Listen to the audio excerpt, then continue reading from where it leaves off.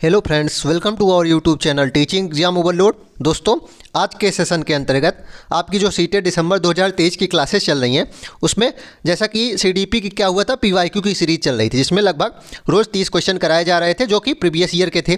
तो आज उसमें उसकी दूसरी क्लास है जिसमें आज हम लगभग 30 क्वेश्चन को सॉल्व करेंगे जो कि सीटेट पेपर फर्स्ट या फिर पेपर सेकंड में सीडीपी में आ चुके हैं। चलिए फिर सेशन को शुरू करने से पहले हमारी एक रिक्वेस्ट है कि हमारे चैनल को लाइक करें, सब्सक्राइब करें तथा ज़्यादा से ज़्यादा शेयर करें। साथ ही इन क्वेश्चंस में आपने कितने जवाब सही दिए हैं इसका भी कमेंट आप कीजिएगा कमेंट बॉक्स में। चलिए फिर शुरू करते हैं। पहला क्वेश्चन है, बच्चे समय की एक विशिष्ट अवधि तक बहुत सरलता के साथ भाषा सीखते हैं क्योंकि उस अवधि में वे पर्यावरण प्रभावों के साथ प्रतिक्रिया करते हैं। कहा जा रहा है इसमें कि बच्चे की एक विशिष्ट अवधि होती है जिसमें वह बहुत सरलता से भाषा सीख लेते हैं क्योंकि उस अवधि में वे पर्यावरणीय प्रभाव के साथ प्रतिक्रिया करते हैं। इस अवधि को विकास की किस अवधि के रूप में माना जाता है? तो इसमें क्या बताया जा रहा है कि मान लीजिए आप हिंदी बोलते हैं, आप हिंदी भाषी हैं, उसके बाद आप क्या हुआ, आपको नौकरी मिली, आपको कहीं बाहर जाना पड़ा, यूएसए जाना पड़ा, तो आपको जो इंग्लिश सीखने में समय लगेगा वह ज़्यादा लगेगा। लेकिन आप वहाँ गए, आपको हिंदी सीखने में 10 साल लगा। उसके बाद आपका एक बेटा होता है या बेटी होती है, एक संतान आपको होती है, उसमें क्या होगा, फिर वह जो भाषा सीखेगा वह 2-3 साल में ही इंग्लिश, वह शुरू ही से ही इंग्लिश सीखेगा। तो ये क्या है, क्रिटिकल पीरियड, यही बताया गया था। और इसको किसने बताया था, इसको ध्यान रखिएगा, चॉम्स्की ने बताया था। नोम चॉम्स्की की लैड थ्योरी थी ना, तो यह क्या था, इसे क्रिटिकल पीरियड कहा गया था। तो इसमें देखिए क्रिटिकल किसे कहते हैं, अप्रतिक्रियात्मक को नहीं, विशिष्ट को नहीं, क्षेत्रीय को नहीं, संवेदनशील जो पीरियड होता है उसे ही क्या कहा जाता है, क्रिटिकल पीरियड। और जो नोम चॉम्स्की थे उन्होंने कितना की क्रिटिकल पीरियड बताया था, 5 साल बताया ना, कि 5 साल जो भाषा सीखने की जो क्षमता होती है बहुत अधिक होती है बच्चों में। तो इसका ऑप्शन नंबर ए सही हो जाएगा। आगे देखते हैं। प्रश्न दूसरा है कि एक माँ ने देखा कि उसका एक जुड़वा दूसरे की तुलना में चलना सीखना में अधिक तेज़ी से प्रगति कर रहा है। सीखने में इस भिन्नता से विकास का कौन सा सिद्धांत जुड़ा है? मतलब इसमें प्रश्न है कि एक माँ के जुड़वा संतानें हैं, उसमें से एक चलना अधिक तेज़ी से सीख रहा है दूसरे की तुलना में, तो इसमें विकास का कौन सा सिद्धांत फॉलो कर रहा है? ऑप्शन ए, व्यक्तियों में विकास सिर से पैर की तरफ होता है, ऐसी कोई बात नहीं है। हर किसी में विकास चरण दर चरण आगे बढ़ता है, ये भी कोई बात नहीं। ये बात तो सही है लेकिन इस कॉन्टेक्स्ट में ये बात गलत है। सी है कि अलग अलग व्यक्तियों में विकास अलग अलग गति से होता है, बिल्कुल ये बात सही है। अब जैसा पर्यावरणीय माहौल या फिर अन्य चीज़ें भी क्या है, प्रभावित करती हैं कि विकास की दर को जो है अन्य चीज़ें प्रभावित करती हैं और विकास की दर हर व्यक्तियों में अलग होती है। तो इसमें कौन सा विकास का सिद्धांत फॉलो करता है कि अलग अलग व्यक्तियों में विकास की दर अलग अलग गति से कार्य करती है। तो ऑप्शन नंबर सी इसका सही उत्तर हो जाएगा। अगला प्रश्न देखते हैं। प्रश्न तीसरा है, विकास निम्न में से किस पर निर्भर है? बताइए, विकास निम्न में किस पर निर्भर है? आनुवांशिकता पर तो निर्भर है, बिल्कुल। सामाजिक सांस्कृतिक प्रथाओं पर निर्भर है, बिल्कुल। विकास है समाज और संस्कृति से बिल्कुल निर्भर करता है, उस पर भी। और वातावरण चाहे जैसा हो, चाहे भौतिक हो या फिर अन्य किसी भी प्रकार का सामाजिक वातावरण कैसा भी हो, वातावरण पर भी निर्भर करता है। तो ऑप्शन नंबर इसमें क्या हो जाएगा, जो तीनों में हो। देखते हैं तो इसमें कौन सा ऑप्शन हो जाएगा, ऑप्शन नंबर डी हो जाएगा क्योंकि फर्स्ट, सेकंड और थर्ड तीनों है। आनुवांशिक प्रवृत्ति भी, सामाजिक सांस्कृतिक प्रथाएं भी और भौतिक वातावरण भी विकास को प्रभावित करता है। अगला प्रश्न देखते हैं। प्रश्न 4 है कि पियाजे के संज्ञानात्मक विकास के सिद्धांत के अनुसार अध्यापक को किस अवस्था में क्रमबद्धता से संबंधित प्रश्न हल करने के लिए देना चाहिए? तो इसमें सीरिएशन की बात हो रही है या असेंडिंग और डिसेंडिंग की बात हो रही है। मैंने पढ़ाया था, पियाजे की थ्योरी पढ़ी है, आप देख लीजिए प्लेलिस्ट में। उसमें बताया गया था कि बच्चे उम्र के हिसाब से असेंडिंग या डिसेंडिंग ऑर्डर करना कब सीख लेते हैं। संवेदी गामक में सीखते नहीं, उसमें मैंने बताया था तीसरी अवस्था में सीखते हैं। और सेकंड अवस्था पूर्व संक्रियात्मक नहीं, इसमें भी नहीं सीखते, ये दूसरी अवस्था होती है, 0 से 2 वर्ष होती है, ये 2 से 7, और ये कौन सी होती है, 7 से 11 वर्ष। और यही ऑप्शन सही हो जाएगा। जो तीसरी अवस्था होती है उसमें सीरिएशन का प्रोसेस आ जाता है बच्चों में, असेंडिंग या डिसेंडिंग ऑर्डर में चीज़ों को लगाना सीख लेते हैं। तो ऑप्शन नंबर सी इसका सही उत्तर हो जाएगा। चलिए अगला प्रश्न देखते हैं। प्रश्न 5 है कि पियाजे के सिद्धांत के अनुसार व्यक्ति आत्मसातकरण और समंजन के माध्यम से किस स्थिति को प्राप्त करने का प्रयास करता है? बताइए, आत्मसातकरण और समंजन के माध्यम से किस स्थिति को प्राप्त करना चाहता है? इक्विलिब्रियम होता है ना, तो ऑप्शन नंबर ए ही दिख रहा है, संतुलन ही जो होता है वही बात इसमें ऑप्शन में आ रहा है। असंतुलन नहीं होगा, प्रत्यक्ष अवबोधन नहीं होगा, भ्रम भी नहीं होगा। संतुलन की बात पियाजे जी करे थे ना, तो ऑप्शन नंबर ए इसका सही उत्तर हो जाएगा। चलिए अगला प्रश्न देखते हैं। प्रश्न 6 है कि 6 वर्षीय लड़का मनीष दुनिया और दूसरे के अनुभव को केवल अपने ही दृष्टिकोण से देखता है और दूसरे के दृष्टिकोण समझने में असफल रहता है। यह किसका प्रतिनिधित्व करता है? बताइए, इसको मैंने पढ़ाया था ना। आत्मकेंद्रितता मतलब क्या होता है कि बच्चा समझता है जो कुछ भी हूँ मैं ही हूँ, अगर मुझे चॉकलेट खाना पसंद है तो पूरी दुनिया को चॉकलेट खाना ही पसंद होना चाहिए। तो इसमें वही बात है कि वह केवल अपनी बात मनवाना चाह रहा है, अपना ही दृष्टिकोण देखता है, बाकी किसी का नहीं मानता। तो संरक्षण नहीं है, आत्मकेंद्रियता है ये, प्रतिवर्ती चिंतन भी नहीं है। वैज्ञानिक तर्क थोड़ी ना कर रहा, वैज्ञानिक तर्क की क्या होता है सभी की बात सुनी जाती है। तो ये क्या है, आत्मकेंद्रितता है ना, इस आत्मकेंद्रितता, और इसको ऑटिज्म भी कहा जाता है। आगे देखते हैं। प्रश्न 7 है, कोहलबर्ग के नैतिक विकास के सिद्धांत के अनुसार एक व्यक्ति जो नैतिक विकास की कानून एवं व्यवस्था चरण में है उसका मत होगा। बताइए, कानून एवं व्यवस्था चरण में है तो उसका मत क्या होगा। कानून और व्यवस्था चरण कौन सी होती है, पहली बात तो यही इंपॉर्टेंट हो जाएगी, फोर्थ स्टेज होती है। फोर्थ स्टेज होती है ना, इसमें क्या होता है, इसमें व्यक्ति कानून एवं व्यवस्था को मानना चाहता है और किसी कारण से नहीं। पहला ऑप्शन है, कानून तथा नियमों को पालन अन्य व्यक्तियों को प्रसन्न रखने के लिए। प्रसन्न रखने के लिए आप कब काम करते हैं, पहली स्टेज में काम करते हैं ना, फर्स्ट स्टेज में काम करते हैं, सॉरी थर्ड स्टेज में आप काम करते हैं ना। Good boy good girl orientation जो होता है थर्ड स्टेज होता है, प्रसन्न आप उसके लिए करते हैं। ऑप्शन बी है कि कानून तथा अधिकारियों की आज्ञा का पालन करना चाहिए जिससे सामाजिक प्रणाली सुगम बनी रहे। बिल्कुल ये ऑप्शन सही हो जाएगा। और देख लेते हैं, तो तीसरा ऑप्शन क्या है कि कानून तथा नियमों का पालन दंड से बचने के लिए। तो दंड से बचना क्या हो जाएगी, फर्स्ट स्टेज होती है ना, तो ये फर्स्ट स्टेज हो जाएगी। कानून तथा नियमों का पालन तभी करना चाहिए जब वे हमारी आवश्यकताओं की पूर्ति करें। ये कौन सी स्टेज हो जाएगी, ये हो जाएगी सेकंड स्टेज। तो पूछा कौन सा था किसमें कि नैतिक विकास की कानून एवं व्यवस्था चरण, चौथे चरण में क्या होगा कि चौथे चरण में होता है ऑप्शन नंबर बी कि कानून तथा अधिकारियों की आज्ञा का पालन करना चाहिए जिससे सामाजिक प्रणाली सुगम बनी रही। चलिए आगे देखते हैं। प्रश्न 8 है कि वाइगोत्स्की ने निम्न में से कौन सा सिद्धांत दिया था। बताइए, वाइगोत्स्की का सिद्धांत क्या था, सामाजिक सांस्कृतिक सिद्धांत था ना। देखते हैं समाज और सांस्कृतिक कहाँ आया है, इसमें आया है कहीं नहीं आया है, इसमें आया है सामाजिक सांस्कृतिक सिद्धांत, बिल्कुल यही हो जाएगा, संज्ञानात्मक विकास का सामाजिक सांस्कृतिक सिद्धांत। तो ऑप्शन नंबर सी इसका सही उत्तर हो जाएगा। अगला प्रश्न देखते हैं। एक विद्यार्थी दिए गए प्रश्न को हल करने में चुनौती महसूस कर रहा है। लेव वाइगोत्स्की के अनुसार इस स्थिति में एक अध्यापक को क्या करना चाहिए। बताइए, अगर दिक्कत हो रही है तो वाइगोत्स्की ने क्या कहा था, पाड़ दीजिए ना, क्या कीजिए, पाड़ दीजिए मतलब टेम्परेरी हेल्प दीजिए। चलिए देखते हैं ऑप्शन कौन सा है। विद्यार्थी को अनदेखा कर देना चाहिए और उसे अकेले संघर्ष करते रहना नहीं, विद्यार्थी को अगले कदम हेतु संकेत और इशारे देने चाहिए। बिल्कुल, जो टेम्परेरी हेल्प होगी वही ये बात कह रहे हैं। तो पाड़ इसमें ऑप्शन नंबर बी में आ रहा है, तो ऑप्शन नंबर बी इसका सही उत्तर हो जाएगा। आगे देखते हैं। प्रश्न 10 है कि एक प्रगतिशील कक्षा में विद्यार्थियों को किस ओर केंद्रित होना चाहिए। बताइए, विद्यार्थियों को किस ओर केंद्रित होना चाहिए। प्रतिस्पर्धा करना नहीं, गलत बात हो जाएगी। जितना हो सके उतना कंठस्थीकरण, रोड मेमोराइजेशन गलत चीज़ है, निगेटिव वर्ड है। पुरस्कार देना निगेटिव है, एक ऑप्शन बचता है सक्रिय भागीदारी, पॉजिटिव वर्ड है, तो पॉजिटिव चीज़ पूछी थी, पॉजिटिव इसका सही उत्तर हो जाएगा। तो 10वें का उत्तर ऑप्शन नंबर डी हो जाएगा। आगे देखते हैं। प्रश्न 11 है कि हार्वर्ड गार्डनर द्वारा प्रतिपादित बहुबुद्धि में निम्नलिखित में से कौन सी शामिल नहीं है। बताइए, मुख्यतः इन्होंने 8 प्रकार की बुद्धि बताई थी, भाषाई बताई थी, भावनात्मक बुद्धि क्या बताई थी, आप बताइए। भावनात्मक बुद्धि बताई थी इन्होंने, स्थानिक बुद्धि स्पेशियल वाली भी बताई थी, स्थानिक भी बताई थी, संगीत बुद्धि भी बताई थी, अरिजीत सिंह का उदाहरण मैंने बताया था ना। भावनात्मक बुद्धि इन्होंने नहीं बताई थी, ये बुद्धि इन्होंने नहीं बताई थी, तो ऑप्शन नंबर बी इसका सही उत्तर हो जाएगा। आगे देखते हैं। प्रश्न 12 असर्शन और रीजन वाला आ गया है। 2-3 प्रश्न हर सेट में आ जाते हैं, मतलब हर पार्ट में आ जाते हैं। 5 पार्ट होता है, हर पार्ट में लगभग असर्शन रीजन के एक प्रश्न आ जाते हैं। चलिए देखते हैं। असर्शन रीजन में असर्शन कह रहा है अभिकथन, राष्ट्रीय शिक्षा नीति 2020 के अनुसार 5वीं तक के सभी बच्चों को उनकी मातृभाषा में शिक्षा देनी चाहिए। बिल्कुल, यानी कि ये बात कहता है तो ये ट्रू हो जाएगा। अगला है कारण, इसका क्या है कि छोटे बच्चे अपनी मातृभाषा में सार्थक अवधारणाओं को अधिक तेज़ी से सीखते हैं। बिल्कुल ये भी बात भी सही है। तो इसमें क्या हो जाएगा, ए और आर दोनों सही है, क्योंकि ये नीपी ये बात कहता है और ये कारण भी सही है। तो ऑप्शन नंबर ए ही सही हो जाएगा कि ए और आर दोनों सही है और आर एक ही सही व्याख्या कर रहा है। तो इसमें उत्तर क्या हो जाएगा, ऑप्शन नंबर ए हो जाएगा। चलिए आगे देखते हैं। प्रश्न 13 है कि एक अध्यापक को विद्यार्थियों में प्रचलित जेंडर रूढ़िवादिता को किस प्रकार निपटाना चाहिए। बताइए, किस प्रकार निपटना चाहिए रूढ़िवादिता। मैंने पढ़ाया है ना, जेंडर स्टीरियोटाइप पढ़ाया है। सारी पॉइंट्स जो हैं वह प्लेलिस्ट में सीडीपी के हैं, ध्यान रखिएगा। आप इसको सॉल्व करने से पहले सारी प्लेलिस्ट देख लीजिए। 20 से 22 वीडियो हैं और ज़्यादा से ज़्यादा 20-20 मिनट की क्लासेस लगभग है, इसलिए शॉर्ट्स में बताया, सारी चीज़ें देख लीजिए।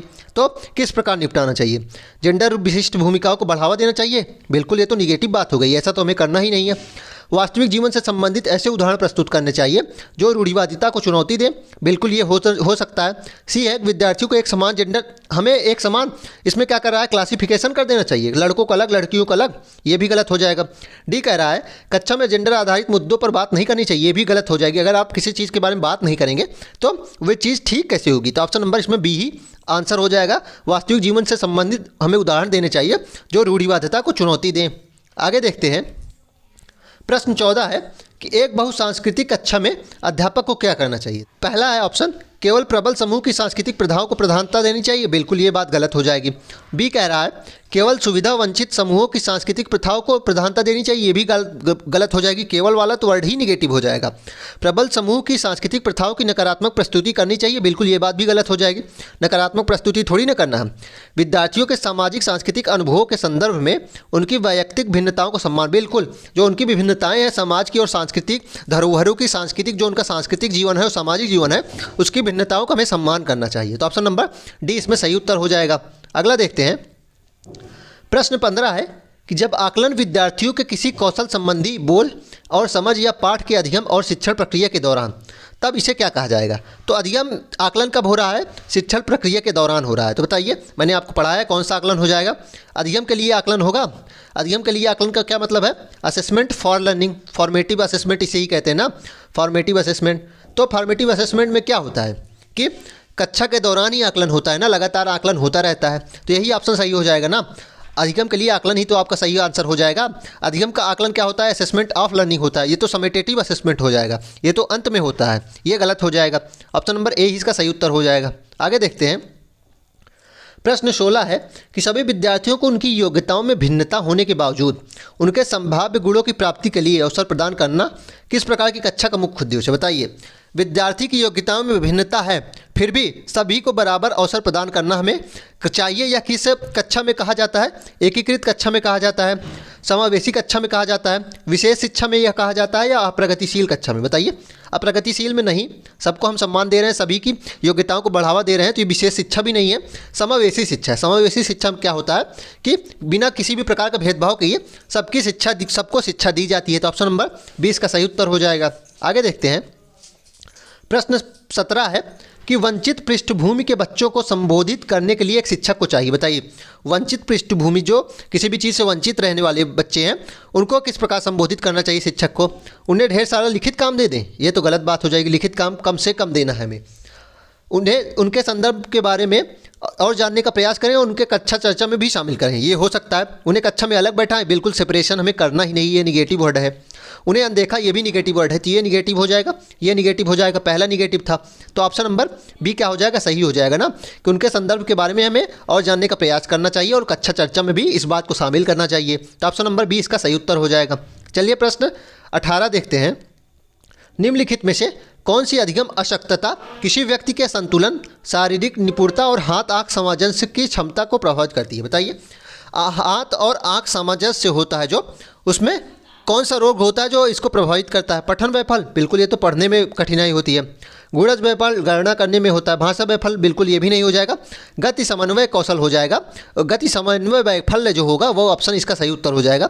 गति समन्वय अर्थात डिस्प्राक्सिया जो होता है, इसमें क्या होता है कि हाथ और आँख का कोऑर्डिनेशन जो होता है उसमें दिक्कत होती है। तो ऑप्शन नंबर डी इसका सही उत्तर हो जाएगा। अगला प्रश्न देखते हैं। प्रश्न 19 है, स्वालीनता से जूझते विद्यार्थी की पहचान किन विशिष्ट गुणों होने की संभावना होती है। बताइए, स्वालीनता मतलब ऑटिज्म है अगर किसी बच्चे में, तो उसको हम कैसे पहचान सकते हैं। संप्रेषण में कठिनाई होती है, सभी के साथ अंतःक्रिया करने की इच्छा होती है, बुद्धि लब्धि का बहुत कम स्तर होता है, या फिर उच्च स्तरीय सामाजिक कौशल होता है। बताइए कौन सा ऑप्शन इसमें हो जाएगा। इसमें हो जाएगा सभी के साथ अंतःक्रिया करने की इच्छा होती है, बिल्कुल नहीं। वह स्वालीन होता है, मतलब खुद में लीन रहता है, तो उसे बातचीत करने में कठिनाई होती है क्योंकि वह खुद से ही सारी बातें करता रहता है, खुद से ही लीन रहता है, सामाजिकरण करने में दिक्कत होती है। तो हम कैसे पहचानेंगे, संप्रेषण करने में कठिनाई होती है, वह खुद से ही हमेशा बात करता रहता है, खुद से ही लीन रहता है, इसे ही स्वालीन कहा जाता है या फिर ऑटिज्म कहा जाता है। तो ऑप्शन नंबर ए इसका सही उत्तर हो जाएगा। आगे देखते हैं।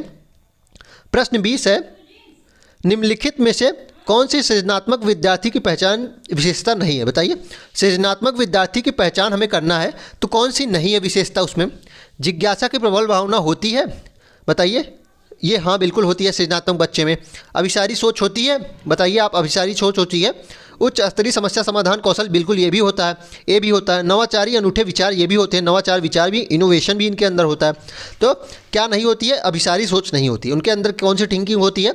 अपसारी सोच होती है, अर्थात जो डाइवर्जेंट थिंकिंग होती है वो सोच उनके अंदर होती है, अपसारी सोच होती है, अभिसारी सोच नहीं होती है। तो ऑप्शन नंबर बी क्या हो जाएगा? यही सही हो जाएगा, क्योंकि नहीं पूछा था, तो सृजनात्मक विद्यार्थियों में ये नहीं होती है। चलिए अगला प्रश्न देखते हैं। प्रश्न 21 है, राष्ट्रीय शिक्षा नीति 2020 सुझाती है कि शिक्षा पाठ्य पुस्तक की विषय वस्तु तक सीमित होनी चाहिए। बताइए, पाठ्य वस्तु की विषय वस्तु तक सीमित होनी चाहिए। तथ्यों के कंठस्थीकरण, ये बिल्कुल बात गलत हो जाएगी, ये भी गलत हो जाएगी। सी है कि विद्यार्थियों के बीच प्रतिस्पर्धा बिल्कुल हमें कभी नहीं कराना है, तो डी हो जाएगा इसमें सही। समालोचनात्मक चिंतन के विकास पर केंद्रित करना चाहिए। समालोचनात्मक चिंतन, क्रिटिकल थिंकिंग पर हमें विकास करना चाहिए बच्चों का। तो ऑप्शन नंबर डी इसका सही उत्तर हो जाएगा। चलिए अगला प्रश्न अब देखते हैं। अगला प्रश्न है प्रश्न 22, एक कक्षा में विद्यार्थियों के चयनित अध्ययन शैलियों में व्यक्तिगत अंतरों को अध्यापक द्वारा किस प्रकार संबोधित किया जाना चाहिए? बताइए। अध्यापन अध्ययन प्रक्रिया में बाधा के रूप में, बताइए बाधा होगी ये, अंतर है अगर पढ़ने में किसी भी दो बच्चों में, तो क्या वह बाधा है? बिल्कुल नहीं, ये बाधा थोड़ी ना है। बी क्या हो जाएगा? नकारात्मक पुनर्बलन द्वारा मिटा दिया जाना चाहिए, बिल्कुल ये भी गलत हो जाएगा। निगेटिव पॉइंट है, हमें उसको दूर थोड़ी ना करना है, हमें उसको दूर नहीं करना है। सी क्या है? संज्ञानात्मक असमानता के परिणाम के रूप में देखना चाहिए। बताइए, असमानता है, गलत नहीं, ये असमानता नहीं है, सामान्य बात ये है। क्या है? सामान्य बात है। डी है कि उनकी मान्यता रखते हुए बाल केंद्रित शिक्षा शास्त्र को अपनाना चाहिए ताकि उनकी व्यक्तिगत ज़रूरतें पूरी हों। बिल्कुल ये बात सही हो जाएगी कि अगर व्यक्तिगत विभिन्नता है पठन शैली में, क्या करना चाहिए? बाल केंद्रित शिक्षा शास्त्र के अपनाना चाहिए ताकि उनकी व्यक्तिगत ज़रूरतें पूरी हो जाएँ। तो ऑप्शन नंबर डी सही आंसर हो जाएगा। आगे देखते हैं। प्रश्न 23 है कि एक प्रगतिशील कक्षा अध्यापक को किस रूप में तथा शिक्षार्थी को किस रूप में अपेक्षित करती है? बताइए, शिक्षार्थी को किस रूप में अपेक्षित करती है? किसी एक चुन लीजिए, शिक्षार्थी को चुनते हैं। शिक्षार्थी को निष्क्रिय ग्रहणकर्ता चुनती है प्रगतिशील कक्षा, नहीं। अधीनस्थ प्रतिभागी, बिल्कुल ये भी नहीं हो जाएगा। ज्ञान के सृजन में सक्रिय प्रतिभागी, बिल्कुल ये हो सकता है। आज्ञाधीन जीव, जो आज्ञा उनको मिलेगी वही करेंगे, नहीं, ऐसा नहीं है। प्रगतिशील कक्षा में क्या होता है कि ज्ञान के सृजन में सक्रिय प्रतिभागी होती है, तो इसी से आप देख सकते हैं। तो ऑप्शन नंबर सी इसका सही हो जाएगा कि शिक्षक को एक सुसाधक के रूप में माना जाता है। ऑप्शन नंबर सी इसका सही उत्तर हो जाएगा। चलिए आगे देखते हैं। प्रश्न 24 है, अगला प्रश्न है कि रेयान ने कुछ दिन पहले ही जाना कि अंग्रेजी के किसी शब्द के पीछे ईडी लगाने से उस शब्द के रूप को वर्तमान से भूतकाल में बदला जा सकता है। जैसे कि कौन सा ऑप्शन हो जाएगा? जैसे कि प्ले होता है, प्ले में प्लेड लगा देंगे तो क्या हो जाएगा? ये भूतकाल हो जाएगा ना। तो वह रेयान ने जाना, उसके बाद उसने इस जानकारी को पाने के बाद रेयान हर शब्द को भूतकाल रूप दर्शाने के लिए यह तरीका अपना रहा है। बताइए, क्या यह तरीका वह सही अपना रहा है? बताइए। अगर ब्रोक है शब्द, ब्रोक शब्द को मान लीजिए आपको क्या करना है, आपको पास्ट में बदलना है, तो क्या हो जाएगा? ब्रोक्ड हो जाएगा, गलत हो जाएगा ना, ब्रोक नहीं होगा। लेकिन क्या रेहान यही बात कर रहा है? क्या हो जाएगा? इसका सही होगा ब्रोकन। लेकिन रेहान सब में ईडी लगा रहा है, तो ये क्या कर रहा है? अति सामान्यीकरण कर रहा है। चलिए देखते हैं। बच्चों द्वारा किसी नियम को हर दिशा में निरूपित करने का यह रुझान उनकी अपनी सोच का किस प्रवृत्ति को दर्शाता है? ऑप्शन देखते हैं। कमता रखने के लिए, नहीं, ये गलत हो जाएगा। प्रतिबंधित, बिल्कुल प्रतिबंधित भी नहीं कर रहा है। द्विभाषिक, ये भी बात गलत है। द्विभाषिक, इसमें कौन सा ऑप्शन सही हो जाएगा? अतिनियमित। अतिनियमित का क्या मतलब होता है कि किसी नियम को ज़्यादा रट लेना। रटने से क्या होता है कि हर जगह उसी नियम का प्रयोग जब आप करेंगे तो ये क्या हो जाएगा? अतिनियमित, मतलब नियमित कुछ ज़्यादा ही आप हो रहे हैं। तो ये ऑप्शन नंबर बी सही हो जाएगा। चलिए अगला प्रश्न देखते हैं। प्रश्न 25 है, ब्रेन स्टॉर्मिंग अर्थात विचारावेश को एक तकनीक के रूप में बच्चों में विकसित करने के लिए इस्तेमाल किया जा सकता है। किसमें? अभिसारी सोच में, प्रक्रियात्मक स्थिरता में, अपसारी सोच में, या फिर अनुक्रिया समुच्चय में? बताइए। ब्रेन स्टॉर्मिंग कराना है तो ब्रेन स्टॉर्मिंग हम किस में करा सकते हैं? बताइए। अभिसारी सोच में, बिल्कुल ये तो गलत है, ये तो कन्वर्जेंट थिंकिंग है, हमें डाइवर्जेंट थिंकिंग सोचना है, अपसारी सोच को सीखना है। प्रक्रियात्मक स्थिरता, स्थिरता लानी है आप किसी भी चीज़ में, स्थिरता तो गलत वर्ड हो जाएगा ना, बच्चों में स्थिरता में कभी नहीं लानी है। अनुक्रिया समुच्चय, ये भी गलत हो जाएगा। ऑप्शन नंबर सी सही हो जाएगा, डाइवर्जेंट थिंकिंग इसका बेस्ट आंसर हो जाएगा। तो ऑप्शन नंबर सी इसका सही उत्तर हो जाएगा। अगला प्रश्न है कि रचनावादी कक्षा में एक शिक्षक की सबसे महत्वपूर्ण भूमिका क्या है? बताइए। रचनावादी कक्षा में एक शिक्षक की सबसे महत्वपूर्ण भूमिका क्या है? सभी बच्चों को मानक निर्देश देना है सबको, और बच्चे वही माने, ये तो गलत हो जाएगा। सुनिश्चित करना कि प्रत्येक बच्चा अपनी क्षमता को सर्वोत्तम रूप से प्रकट कर रहा है, बिल्कुल ये हो सकता है। लेकिन अगले ऑप्शन को देख लेते हैं। सभी बच्चों से समान गति से आगे बढ़ने की उपेक्षा, समान गति से थोड़ी ना सभी बच्चे बढ़ सकते हैं, और ऐसी उपेक्षा करना ही नहीं चाहिए। अपेक्षा, बच्चों की विविध आवश्यकताओं के प्रति उदासीन रहना, बिल्कुल हमें उदासीन थोड़ी ना रहना, निष्क्रिय रहना, ये गलत हो जाएगा। सी भी गलत हो जाएगा। तो कौन सा ऑप्शन सही हो जाएगा कि उस प्रगतिशील कक्षा में यह सुनिश्चित करना कि प्रत्येक बच्चा अपनी क्षमता का सर्वोत्तम रूप से प्रकट करे, जो भी उसकी क्षमता हो उसका सर्वोत्तम प्रकट करे, यही सबसे बेस्ट आंसर हो जाएगा, पॉजिटिव आंसर। तो ऑप्शन नंबर 20 का सही उत्तर हो जाएगा। चलिए आज के लास्ट प्रश्न को देखते हैं। निम्नलिखित में से कौन सा समस्या समाधान की पद्धति का पहला चरण? बताइए, समस्या समाधान जो हमने पढ़ाया है, समाधान का पहला चरण कौन सा होता है? समस्या को परिभाषित करना, क्या ये पहला चरण है? नहीं। समस्या की पहचान करना, या फिर प्रासंगिक जानकारी की खोज करना, या फिर परिकल्पना का निरूपण करना? बताइए, समस्या में जब आपको कोई समस्या समाधान करना है किसी चीज़ के, सबसे पहला क्या होता है? सबसे पहली चीज़ क्या होती है कि आप समस्या को पहचानें। जब आप समस्या को पहचानेंगे तभी तो आप उसका समाधान खोजने के लिए निकलेंगे। अगर आपको समस्या ही नहीं पता है तो आप उसका समाधान कैसे निकालेंगे? तो इसका ऑप्शन नंबर 20 सही हो जाएगा। चलिए फिर इसी के साथ आज के सेशन को हम समाप्त करते हैं। आशा करता हूं कि आपको यह सेशन पसंद आया होगा। अगर आप इसी तरह के अन्य सेशन भी देखना चाहते हैं तो हमारी यूट्यूब चैनल को लाइक करें, सब्सक्राइब करें तथा ज़्यादा से ज़्यादा शेयर करें। साथ ही आपके कितने आंसर सही हुए हैं उसको कमेंट बॉक्स में लिखिएगा, हम उसको ज़रूर देखेंगे। चलिए फिर, धन्यवाद।